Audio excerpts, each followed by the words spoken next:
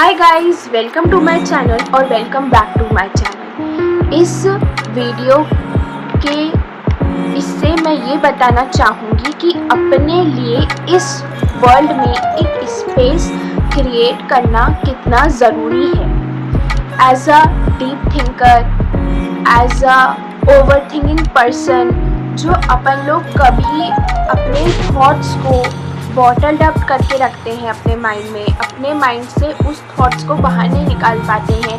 अगर कोई डिस्कशन चल रहा है या अपने क्लोज्ड वन ही वो डिस्कशन कर रहे हैं और उस चीज़ का पार्ट है, तो अपन अपने थॉट्स उनके सामने क्यों नहीं रख पाते हैं?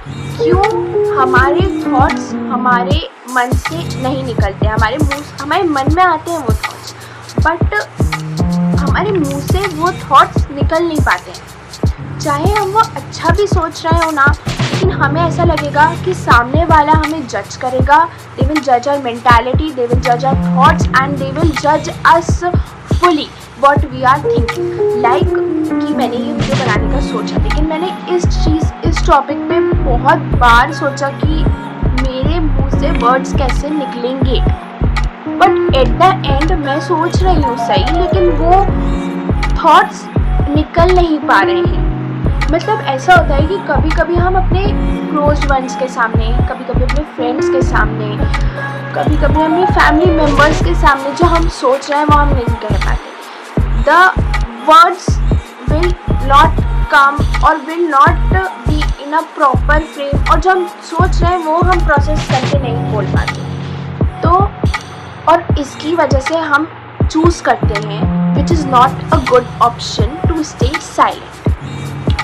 देखो, स्टे साइलेंट करो, चुप रहो, लेकिन जब आपके पास कोई थॉट है शेयर करने के लिए, तो why you hesitate to share that thought? Discussion चल रहा है, बहुत अच्छा आपको सोच पा रहे हो, लेकिन आप उसको बोल नहीं पा रहे हो, और फिर उस चीज़ का आपको रिग्रेट हो रहा है कि यार मैंने अच्छा सोचा था, मैंने तो यही सोचा था जो सामने वाला बोल रहा है। मतलब आपको एक कन्फ्रंटेशन की ज़रूरत होती है, आपके सामने आपको एक प्रेस की ज़रूरत होती है कि सामने वाला मेरे थॉट्स को प्रेस करे। मतलब हमारे पास ओपिनियंस हैं उस चीज़ के। आप समझ रहे हो मैं क्या कहना चाह रही हूँ? मैं ये कहना चाह रही हूँ कि जो भी टॉपिक या discussion that is going on, हमारे पास उस चीज़ का ओपिनियंस है, हमारे माइंड में वो आ चुका है, लेकिन हम बोल नहीं पा रहे, क्योंकि हम हमेशा यही सोचते रहते हैं कि अगर मैंने ये करा तो क्या होगा। We focused on results. हमारा मेन फोकस होता है कि इसका रिजल्ट क्या निकलेगा। अगर बाई चांस मेरे मुंह से कुछ गलत उल्टा सीधा उस चीज़ के बारे में निकल गया, या मुझे उस चीज़ के बारे में इतनी जानकारी नहीं थी, इतनी इन्फॉर्मेशन नहीं थी, लेकिन वो चीज़ मेरे मुंह से निकल गई, तो बाकी लोग मेरे बारे में क्या सोचेंगे? सी, द पीपल विल जज you and the society will जज यू, बट आप अपने आप को उससे पहले ही जज कर लेते हो, और इतना बुरा जज करते हो आप अपने आप को कि वो चीज़ आपके माइंड से निकलती ही नहीं है, and it keep increasing day by day. और फिर एक दिन ऐसा आता है कि वो चीज़ बहुत बुरी तरीके से निकलती है। या तो फिर आप उसको हैंडल नहीं कर पाते हो, या तो फिर आप उसको बहुत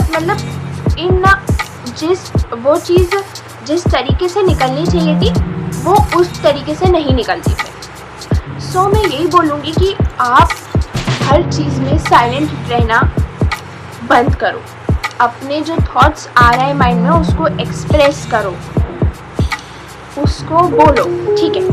लेकिन ऐसा होता है कि अपन एकदम से इतना ज़्यादा नहीं बोल सकते, लेकिन ऐसा होता है कि अपन अपने क्लोज्ड वंस में, जो अपने बहुत करीबी लोग होते हैं ना, जिनको अपन मायने करते हैं कि वो अपन को जज नहीं करेंगे, दे विल नॉट जज अस। देखो, सबसे पहले ना दुनिया कोई किसी को जज नहीं करेगी, अपन ही खुद को जज कर रहे हैं। ये बात आप लोग भी समझने की कोशिश करो, क्योंकि अगर आप बोलोगे नहीं ना और आपका थॉट अच्छा भी होगा, तो आपको बाद में रिग्रेट होता है कि मैंने इस डिस्कशन में पार्ट क्यों नहीं लिया, मेरा तो थॉट अच्छा था ना, मैं तो यही सजेस्ट करने वाला था जो किसी और ने सजेस्ट कर दिया बाद में। फिर आप बोलोगे यार मैं कर देता ये सजेस्ट, मैं भी तो कर सकता था, मेरे दिमाग में तो आया था, और फिर वो 1-2 दिन 3 दिन का रिग्रेट रहता है माइंड में।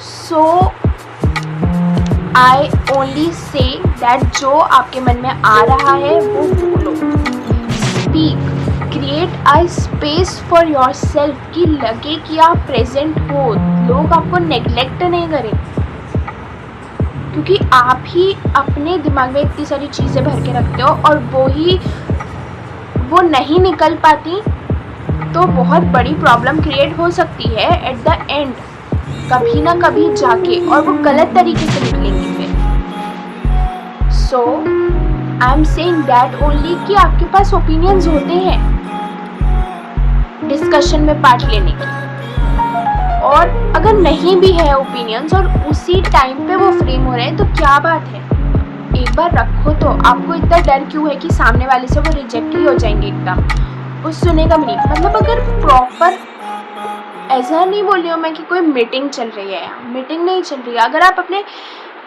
क्लोज्ड वंस के सामने भी अपना पॉइंट रख रहे हो, और रखना सीखो, क्योंकि हर बात को कहने का एक तरीका होता है और वो आपको पता होता है अंदर से, बट यू डोंट स्पीक, क्योंकि आपको लगता है कि सामने वाला मेरा नहीं सुने, ठीक है। तो speak for your self, create a space, ऐसे ही कर करके आप अपने लिए एक वो बना सकते हैं।